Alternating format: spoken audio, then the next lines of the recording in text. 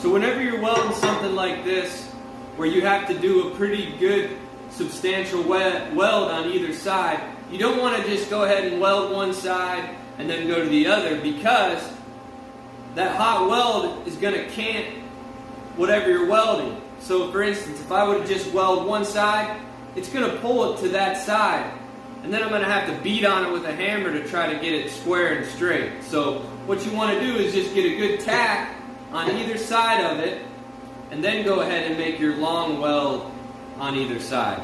So I'll demonstrate that.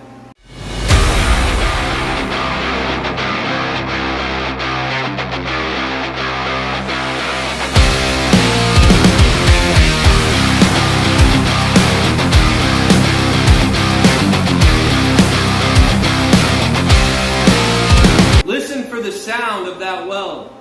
It sounds like bacon frying. That exact sound right there is when you know you got your welder dialed in pretty well.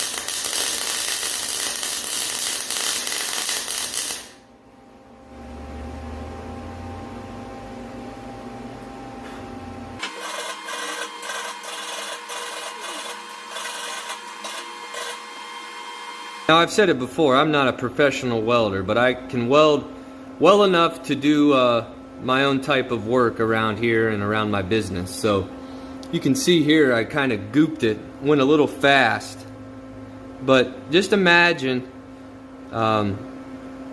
with that gun, you just kind of go back and forth, and you'll see once you learn how to watch that puddle, and you just kind of drag it.